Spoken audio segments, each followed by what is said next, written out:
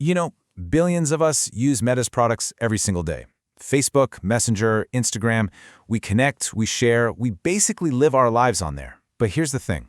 Every one of us has clicked I agree on a binding legal contract, the terms of service. And let's be real, almost nobody has actually read it. So today, that's what we're going to do. We're going to dive into that fine print and figure out what we've really signed up for.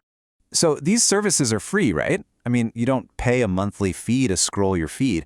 But that brings up a huge question, one that's kind of at the heart of the entire internet today. If you're not paying with money, what are you paying with? Let's peel back the layers, because there's always a price. Okay, so first, let's be fair and look at the deal from Meta's point of view.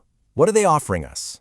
Well, according to them, their whole mission is to give people the power to build communities and bring the world closer together. It's this really big, powerful promise of a personalized, connected world. And here's their side of the bargain, all laid out. They're promising an experience that's tailored just for you, tools to connect with the people you care about, a platform to express yourself, and of course, systems to try and keep you safe. This is the get. This is the reason we all signed up in the first place. Right, so that's the promise. Now let's flip the coin and look at the other side of that deal. How is all of this amazing free stuff actually funded? Well, this gets us to the first part of the price you pay, and it's a concept that's pretty simple but incredibly powerful. Your data is the product that makes the whole thing run. And you know what? They're surprisingly open about it right in the terms. Look at this quote. You don't pay, businesses do. They pay to get your eyeballs on their stuff. This single sentence completely changes your relationship with the platform. You're not the customer here. You're the audience that's being sold to the real customers, the advertisers. And the way they do this is through something we've all heard a million times, personalized ads. But what does that actually mean? It means every single thing you do, every like, every share, every group you join, every video you watch, it's all a little data point. And all those data points are used to build a detailed profile of who you are, which then decides which ads you're going to see. This process shows you just how direct that connection is. Let's walk through it. So, step 1, use the app. Let's say you post a photo from a bike ride. Step 2, Meta's system sees this, logs it, and adds cycling to your profile. Step 3, a bike company comes along and pays Meta to show their ads to people interested in cycling. And boom, step 4, that company's ad pops up in your feed. It's a straight line from your hobby to their revenue. Now, you will see this phrase over and over again in their policies. It's a very important, very carefully chosen line. We don't sell your personal data. And you know, technically that's true. They aren't handing an advertiser a spreadsheet with your name and all your interests on it. But that is not the full story. And here's the crucial distinction. This is the whole game. They aren't selling the data itself. They're selling advertisers access to you, the user who has been perfectly categorized by that data. The advertiser might not know your name, but they can pay Meta a lot of money to put an ad right in front of you, specifically because you fit the profile they're looking for. It's a subtle but massive difference that their entire business is built on. So that's your data. But that's only part one of the price. What about the stuff you actually create? You know, the photos of your kids, the videos from your vacation, your deepest thoughts you share in a post. Well, that brings us to the second major price you pay. The incredible legal permissions you grant Meta over every single thing you create and upload. Now, the terms start with a statement that sounds really reassuring. It says you own your stuff. The copyright for that amazing photo you took, still yours. Nothing in the terms takes that basic ownership away. That's important, but what comes next, well, that's what really defines the relationship. So, if you still own your content, what on earth are you agreeing to when you click that post button? Well, you're granting them a license. But what permissions are actually in that license? This is probably one of the most misunderstood parts of the entire agreement.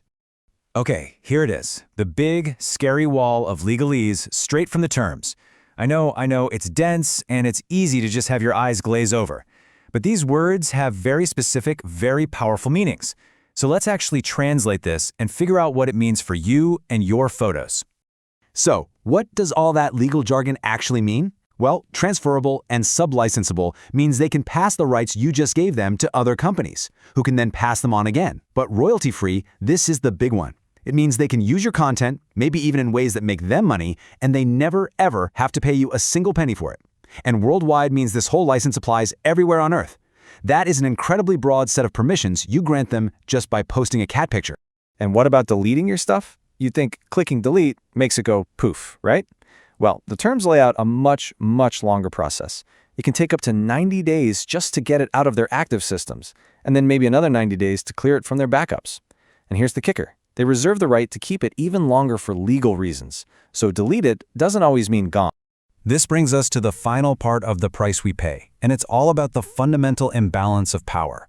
These terms are written very carefully to give Meta a ton of control over your account, while at the same time strictly limiting their own responsibility to you. At the end of the day, Meta holds the ultimate power over your account.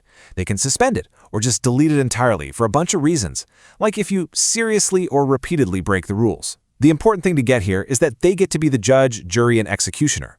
They decide what counts as a serious breach. Now, this is a standard but really important legal clause you see everywhere online. The service provided as is. This is basically legal speak for we make no promises. They don't guarantee the platform will be safe or secure or that it'll even work perfectly. It's their way of washing their hands of responsibility if something goes wrong. $100. What could this number possibly mean inside the legal terms of a multi-billion-dollar corporation? Well, believe it or not, it might be one of the most important numbers in the entire document. This is it. This is the absolute cap on their financial responsibility to you.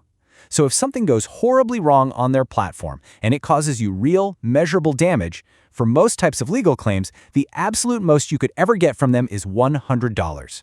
Since most of us pay them nothing, that's the limit. $100. And what if you actually decide to go after them for that $100? Well, you've already agreed to do it on their home turf. The terms say any legal fight has to happen in a specific court in Northern California, under California law. For pretty much everyone in the world, this makes taking any real legal action practically and financially impossible. So, after digging through all of that fine print, what's the big takeaway? It all comes back to that first idea, the bargain. What you get versus what you give. Let's put it all together. And this table really just puts the whole transaction in black and white. On one side, you get this powerful, personalized, free way to connect and share with the world. On the other side, you give up your personal data for advertising, you grant a massive license to your personal content, and you agree to a legal system that gives the company huge power over you while limiting their responsibility to almost nothing. This is the trade-off. This is the deal at the heart of so much of the modern internet.